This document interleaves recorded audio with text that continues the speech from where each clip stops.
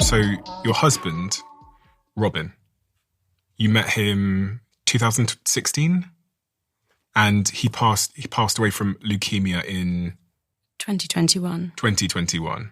Now, from 2021, when he passed away, what happened in your life? What was going on in your world? If I was a fly on the wall in your context, what would I have seen? He'd been given 2 weeks to live, but he actually lived for 3.5 weeks. And he died 2 days before our 4th wedding anniversary. So I was literally reading condolence cards on my 4th wedding anniversary. If it wasn't for the people that I have around me who became like a fortress, I don't think I would be here today. You know, never having had that experience before, it was just so devastating. And even though I'm a neuroscientist and a psychiatrist, I just was like totally lost and broken. And then I started seeing robins in the garden every single time I went to the window, both in Hampshire and London.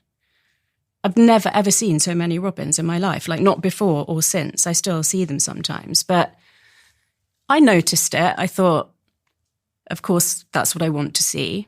I have no idea what it means, if anything.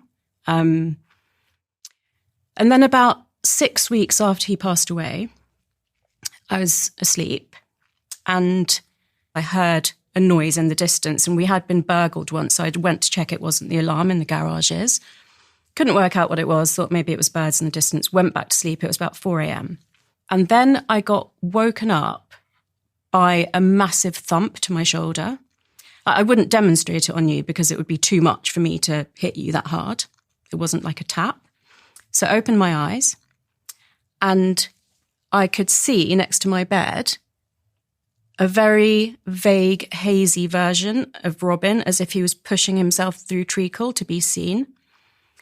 And I was just transfixed. And I saw him become more and more clear. I could see the outline of his hair and his face. And then suddenly he just dissolved from the top down and my eyes went like this. And I remember seeing his shins and his feet. And I was like up on my elbow watching, and I just gasped out loud. In my desperation, I did consult a couple of mediums. And again, I had that dual conversation. I said to myself, this is the kind of thing that crazy, desperate people do.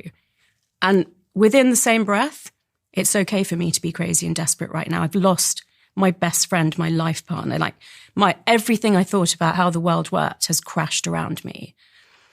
And I ended up not being impressed by the mediums. And just at some point, I can't even remember when now, thinking, if it's possible to communicate with someone that's passed away, and he was my husband and my best friend, and I am all about optimizing my brain and expanding my consciousness, then I should be able to do it myself. That's the start of my journey that I've written about in Signs. And do you think you found the answer? Yeah. How sure are you? 100%. I mean, if what you're saying is true, then that's that's a revelation, right? So many people have lost people or have gone through different types of loss in their life. And you're telling me that through the work you've done over the last couple of years and the research you've done, you understand how to communicate with them in some capacity? Mm-hmm. And you're 100% sure? 100%. So listen, here's what I'm going to do. I'm going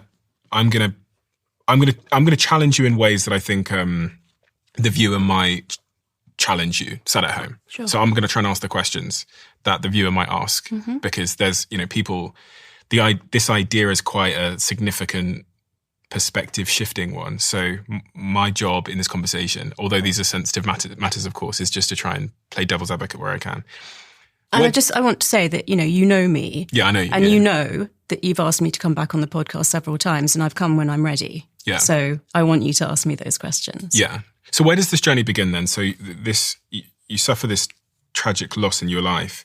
You go to the mediums, you're let down by them. Where does this begin? Where does your research, your journey of discovery begin?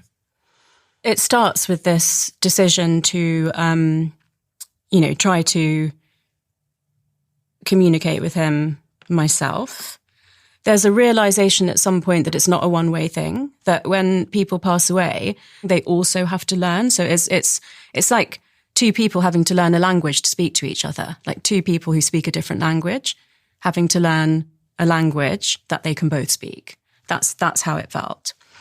Obviously, as a scientist, I then wanted to find out as much science as I could to try to back it up, which really comes down to the science of whether the mind or the psyche or the soul can exist separately from the body. Mm-hmm.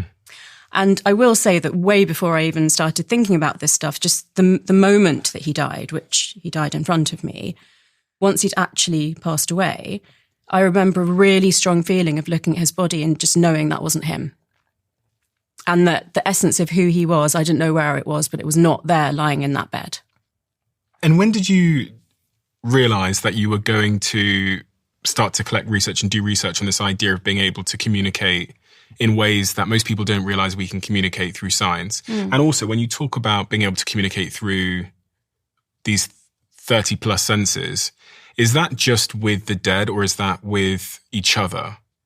Like, can I communicate through, is there other ways that I can tap into these senses that you discovered through your research that will help me be more effective with the living too? I mean, I think it starts with yourself. So I think that the fact that if you're not even aware that you've got 34 senses, then you're obviously not consciously tapping into something that you're not aware of. And some of them are non-conscious senses anyway. Things like the pH of your blood or like the balance of oxygen and carbon dioxide in your blood. You're not going to be conscious of those. You can't necessarily exert much control over them, although obviously if you slow down your breathing or you do a certain type of breath work, it could have an impact on those things. The conclusion that I came to. So like I said, I went to the brink a few times. I went to the brink, let me give you the first example. I realised that the first anniversary was coming up on October 26th. And around, a couple of months before that, I was doing the best that I had been doing so far, but I was very aware this anniversary was coming and I wanted to prepare myself mentally. But from the 4th of October, I suddenly was in aches and pains all over my body, which actually lasted for 6 or 7 weeks and was accompanied by me feeling so depressed that I actually had to look in the mirror and go through the criteria for clinical depression and work out if I was actually depressed or not. And I didn't meet all the criteria, but I was in this physical pain. I could not understand why. I went for a massage. It was so painful, I didn't go again for a year. So eventually I looked through my diary or calendar on my phone, and I looked back to October 4th, which was the day that it started. And that was the day that I'd taken him home to die. That was the day I took him home from hospital. I didn't remember that date. But clearly my body had, and the trauma was just re-emerging as physical pain. And I only realised quite a lot later that I had to do some somatic work to actually get rid of the last bits of trauma that talking therapy can't actually get to. Somatic work. So body work, whether that's massage or dance or art or craniosacral therapy or Tai Chi, anything physical. Because basically there's an area in the brain, it's actually inside, so I can't really show it to you on this, but it's kind of inside there. And that part of the brain is to do with articulating speech, and it basically gets shut down by trauma. So those sort of phrases like I'm speechless or I'm dumbfounded or I have no words indicates the fact that there may be residual trauma that's held in your body that you can't actually articulate and get out and solve through talking therapy. So it requires some kind of physical therapy. So that was obviously to do with my sense of pain. And it took me a little while to kind of put together what that might mean by really tapping into why was my body manifesting pain to sort of remind me of something or show me something. But also in the first couple of weeks after Robin's body was taken away the morning after he died, and it was just under 2 weeks till the cremation. In that time, I would wake up in the morning and I would be absolutely freezing cold, shaking and shivering. And it was October, it wasn't midwinter. And I would blast up the heating. When someone else was in the house, I would realize it was like a sauna. It was actually a bit embarrassing and had to turn it down and open some windows. And Robin actually hated being cold. And he would have been in the morgue in a refrigerated drawer that whole time. And again, I think it was my sense of temperature that was kind of on the same wavelength as where I didn't consciously think of where he was, but I was feeling freezing cold. So it was, looking back, it was things like that were coincidences, absolutely. But then over time, and I'm talking a couple of years, I could ask for specific signs and get them. Sometimes at first it would take a while, and then it became like it would happen that day. I could ask a question in my head and get an answer. I mentioned having, sort of, again, being at the brink of my sanity, having to question things. I was experiencing something called thought insertion, which in psychiatry is one of the symptoms of schizophrenia. It's when you have a thought in your head that you know isn't yours. So I was experiencing that really vividly. But can you imagine experiencing that and at the same time being a psychiatrist that is saying, right, Tara, you do realise you are having like a psychotic symptom? And so in my research, one of the things I realised that maybe, if you're going through grief and you don't know the things that I know, you can't articulate to yourself that grief in many ways is like psychosis. It's changing the levels of neurotransmitters in your head. It's changing the electric and chemical like signalling in your head. I just have so much empathy for people that have to go through that and don't have the wherewithal or the resources that I did. Do you think one needs to cultivate their ability to see signs? Do you think it's like going to the gym? Totally. It took me years. And like I said, I believe it took him years as well. So yeah, I say it's like learning a language, but you're right. It's like going to the gym. And what does one need to do in that gym to grow their sign muscle? Well, it always starts with believing, right? Yeah. Do you think that's one of the big issues in terms of being able to access these other dimensions or dynamics is most people just don't believe in it? So I'm not even sure if I'd say most people. I'd say a lot of people don't believe in it.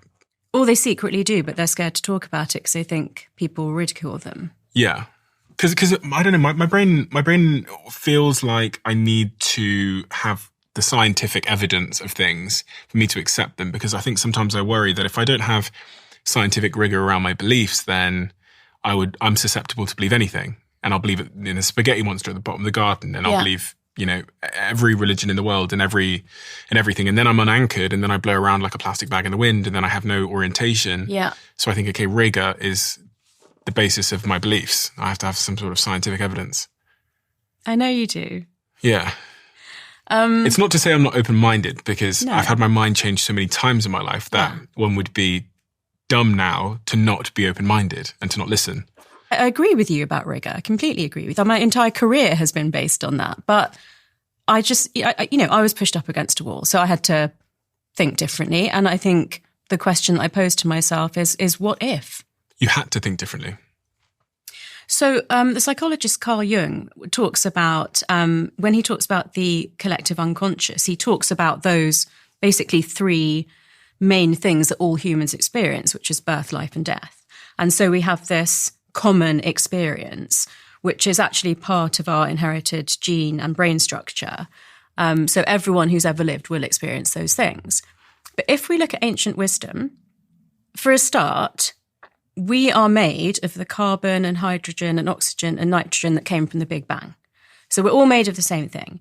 Our ancestors lived in the cycle with nature. I think us actually having broken our connection to nature is a huge part of why we're so disconnected and unhappy. So if you think of the life cycle of a salmon, for example, it goes through its life cycle and eventually its bones contribute to the phosphorus on the floor of the forest. So it never really goes away. In many other ways, our ancestors repeatedly saw the cycles of nature and therefore always kind of knew that everything gets renewed and nothing ever completely goes away. And I think that's a really important thing to return to. I think, when we question things, which you're absolutely right to do, I think we have to look at things that we didn't think were true, that we now know are true, as just ways of being open to the fact that things in the future might become obvious or known that aren't known now. I think that is an important place of being open-minded to sit at. And so, for example, want to hear about slime mold? You tell me if that's something I want to hear about. So slime mold are single-celled organisms like amoeba who go about their daily life on their own very happily as long as their basic needs are met. But if, for example, they're facing potential starvation, they will come together and form a slug because the slug can move towards your vegetable patch, a new food source, and they can survive. Equally, if they are facing potential extinction, they will come together and form a sporing body like a mushroom. So that's got a stalk and a fruiting body that can release spores that will go into the atmosphere to all different places where these new baby organisms can grow and thrive. But if you think about it, the single cells in the stalk are sacrificing themselves for the greater good because there's no chance that they're going to get released into the atmosphere as a spore because they're in the stalk. So some of them actually cheat and climb up the stalk to get into the fruiting body and displace other cells from the fruiting body. So things like that, and for example, the mycorrhizal network, which is how mushrooms and mycelium feed the roots of trees.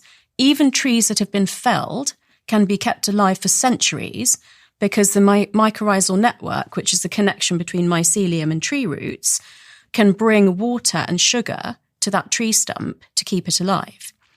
And trees and mycelium don't even only do it for the same species. They do it because they're part of the entire forest and it's a symbiotic relationship. And they care about each other. Things like this would have been thought to be fantastical 10 years ago. We're in LA at the moment and I saw the driverless car for the first time. Now, when I was growing up watching sci-fi, I never thought I'd see that in my life. So that's all I'm saying, that, and I'm saying it from the point of view of being a cognitive scientist, and I'm talking about the nature of consciousness. I'm not talking about I'm not asking you to believe, other parts of science, but based on the fact that we don't know everything. We've learnt loads of things that we thought weren't true before. I strongly believe there's a benefit to humanity of raising this kind of question and having this conversation, which I ask you why it's a taboo conversation. Why shouldn't we be enlightened? Why shouldn't we feel better? Why shouldn't we be more connected? Whatever we've been doing up until now certainly hasn't been working. When was it that you made the decision that you were going to write a book about this called The Signs? Was there a particular moment in this process where you realized that you were going to dig deeper and that then you were ultimately going to share this with the world? I wasn't intending to write a book at all, but I'd got to the point where I had something that I could share with people that I actually thought would be useful. And at this point, you're communicating with Robin? On a daily basis. On a daily basis? Yeah. Give me some colour to that. What does that mean? Give me some examples if you can. Well, either will be that I'll ask a question in my mind and the answer will come in my mind, but I know it's not my own thought. Or I'll just get a direct message from him in my mind that I know isn't me. But mostly it's the signs. So I've talked to you about the first anniversary and how hard that was. By the time of the second anniversary, I was actually in America. And I'd been filming in studio for a week, and then I was on the road on the Navajo Nation, and I was due to fly out of the Navajo Nation on the second anniversary of Robin's passing. And by that point, I was feeling a bit like I'd completely burnt out, and I had a choice about how to reemerge. Whether that was going to be in a good way or I wasn't going to be able to make it. And I had this analogy of a phoenix rising from the flames in my mind. So on that trip, I said, darling, send me the sign of a phoenix. You said that to who? To Robin, in my head. And I chose the phoenix because it's really unusual. So it's not like if I said, a dog, I'm probably going to see a dog on the pavement every day. But I chose something that is not an easy thing to see. And I was actually in Oklahoma City where you wouldn't expect necessarily to see something unusual. Every single day between my hotel and the studio, I went through Chinatown and I passed a restaurant called the Phoenix Garden with a big emblazoned sign. And on the way there, I had an indirect flight from Boston, and the flight leaving Boston was late, so I missed my connection in Chicago, and I had to spend a night in Chicago, and then I was, late for filming and stuff. And so when I was leaving to go to LA, I was leaving on a Sunday, and from the Monday onwards, I had a podcast every single weekday in LA. And so the team said to me, we know that you cannot miss that flight. We are not going to put you on an indirect flight. We absolutely promise you direct flight to LA, so you're fine from Monday onwards. We were in the middle of nowhere for like a week. And basically my flight wasn't booked because we didn't know which airport we were going to be at. We arrived on the eve of the anniversary of Robin passing, and my flight was booked that day. And it was from Flagstaff in the Navajo Nation to LA. Flying on the day of his anniversary, no direct flights. I had to fly through Phoenix, Arizona on the day of his anniversary. You probably heard of that old analogy of when you buy a car, you end up seeing the car everywhere on the road. Yeah. Like I buy a new car and then I go everywhere and it seems like everybody's got my car because of, do they call it confirmation bias in science, in psychology, where once you've got something in your head, you're more likely to see that thing. I think they've done studies on this where if you are exposed to something or you're told to think about something, then you'll see it more in the world. How do you separate what you're saying from that proven psychological phenomenon? I don't. I say use it to your advantage. But how do you know that wasn't what was happening in your life? Because if you thought about the word Phoenix and then over the course of a couple of days, you're looking at everything, but you're only going to register the things that are emotionally resonant.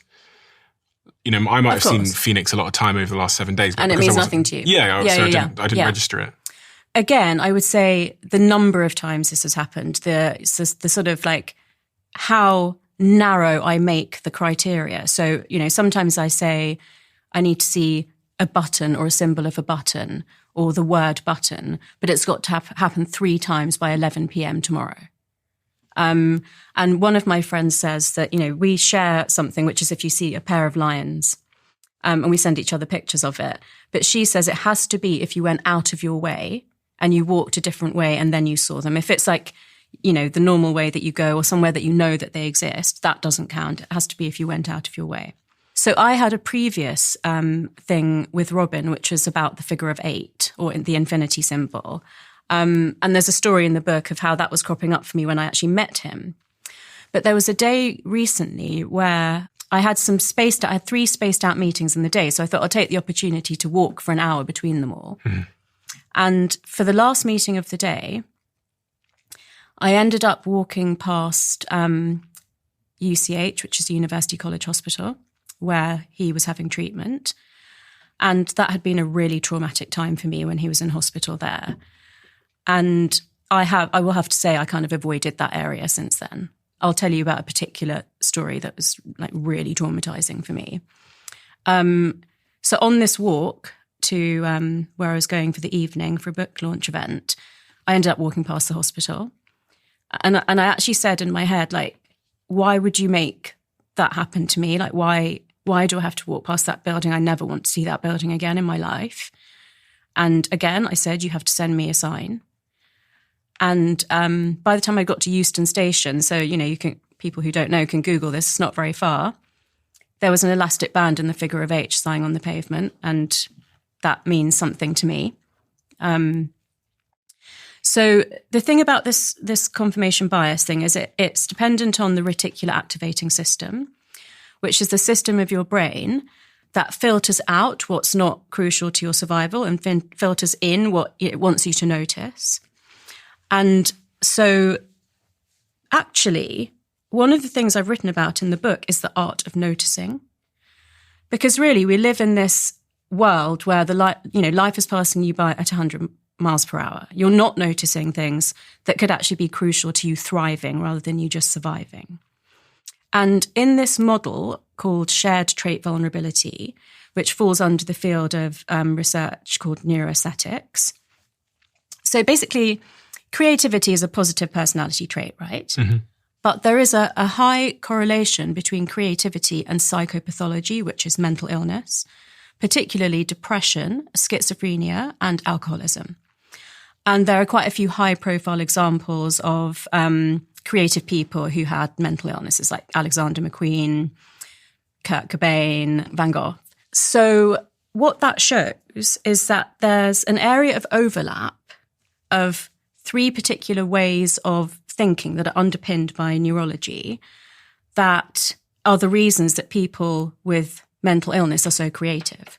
And they are basically hyperconnectivity. So that's 2 things. That's joining the dots in the material world of things that aren't obvious to other people. But it's also hyperconnectivity inside the brain. So if you think about all these lobes, so heavy. If you think about all these lobes, the more lobes that are firing at the same time, and there's also a cortex that's known as the association cortex. So that one, these lobes can be firing, but they're not necessarily connecting up with each other. The more interconnected all this firing is in the brain, the more the brain opens up to new ideas. And so that underpins creativity. And also this usually really involves the visual cortex, which is in the occipital lobes. And that's why sometimes people, whether it's through psychedelics or, sort of altered states of consciousness through creativity, can see things that they didn't see before. There's also something called novelty salience, which is noticing new things, or just noticing things of importance that you would otherwise have filtered out. And there's something called attenuated latent inhibition or low latent inhibition, which is to do with that filter. And it means that the filter allows more things in than it normally does. So you can see we've got hyperconnection, we've got noticing more things, and we've got the filter like loosening and allowing more things in. Now, if you've got a high IQ, high working memory, and you've got cognitive flexibility, which is you can think, out of the box, that's a really good thing. If you've got a low IQ, you've got deficits in your working memory, and you've got what's called perseveration, which is you just go over the same thought process over and over again, that can lead to you having a psychological crisis. So I took that model and thought, if grief is like psychosis, and I'm currently in a very vulnerable state, is creativity a conduit for me to get not only back to the state that I was in before, but into a state of expanded awareness where I can loosen the filter as I choose fit. I can notice things that I would have passed by before, and I can think differently about how my mind works, how the world works, possibly what happens after someone passes away. And then I went and, looked into near-death experiences and terminal lucidity and dark retreats. Like I said, I went down a rabbit hole. And what did you find in that rabbit hole? At the border of life and death, usually within 1 to 24 hours of death, someone whose brain hasn't been functioning, who can't remember the names of their own children, suddenly becomes completely lucid and says, "Stephen, darling, come over here. Let's have a nice mother-son chat."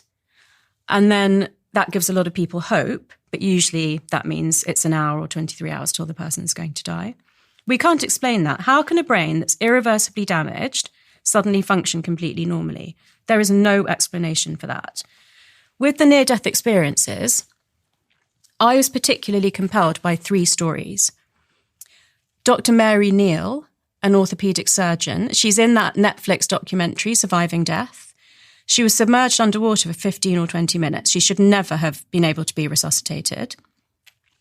She describes her whole journey of going to another realm, seeing, a being of light, being told that her life isn't over. She has to turn back and return to the physical world, even though she could see her bloated body and her friends trying to reach her to resuscitate her, and they couldn't. Dr. Eben Alexander, who wrote Proof of Heaven, he is a doctor. He was an atheist. He was in a coma with bacterial meningitis and was pronounced clinically dead, and then basically came back and said that he saw heaven, and he now believes in a God that is benign, that cares about the future of humanity. So for me as a doctor, hearing these stories from other doctors was really, really convincing. And then there's one story that Dr. Bruce Grayson told me. He's a professor of psychiatry at University of Virginia who has done 50 years of research into near-death experiences. And he told me the story of a patient in ICU who kept going into cardiac arrest.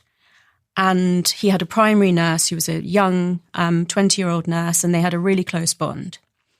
And one weekend, she had time off for the weekend, and he had a different nurse looking after him. And he went into cardiac arrest and he had a near-death experience. And in that near-death experience, he saw his primary nurse. She said to him, "Your life isn't over. You have to go back and get better. And please tell my parents I'm sorry about the red MG." So he wakes up in ICU. He's got this replacement nurse looking after him. And he says, the strangest thing just happened. I had this experience of being in this other world. I saw my primary nurse, and she said I had to come back. And she also said, tell my parents sorry about the red MG. So the temporary nurse bursts into tears, runs out of the room. He has no idea why. Someone comes in and says, what's just happened? He explains, and they tell him that his primary nurse was given a red MG for her 21st birthday, took it out for a test run, crashed it into a tree, and died. Now, he didn't know she was dead, but he saw her on the other side and she told him to come back. And the guy that told you this story was who, relevant to the patient? Who said that? Dr. Bruce Grayson. He has done 50 years of research on near-death experiences. He's got over 5,000 recorded cases of patients of his own that he's looked after that have had near-death experiences. And he also shared with me the numbers of cases that other people have on databases. So, we're looking at over 10,000 cases globally recorded at the moment. What is it that you believe based on those near-death experiences, like the red MG story, and based on this phenomenon of terminal lucidity? So Professor Alexander Bathiani, who wrote Threshold about terminal lucidity, put it really nicely when he said, maybe at the border of life and death, we see something that is true all along, but we don't, for whatever reason, see it or acknowledge it whilst we're alive and well, which is that the mind and body can operate independently of each other. It is quite shocking. There's this case from 2009, an 82-year-old woman with Alzheimer's disease who was nonverbal and non-responsive and had no apparent recognition of her surroundings or families for years. And then one day before her death, she suddenly sat up in hospital, looked around and recognized her daughter by name, spoke clearly, reminisced about the past, thanked her family for caring for her. Her speech was coherent, her memory was intact, and her personality recognizable, as though she had never been ill. She fell asleep that evening and died peacefully during the night. And what do you think's happening there? What do you think's happening there?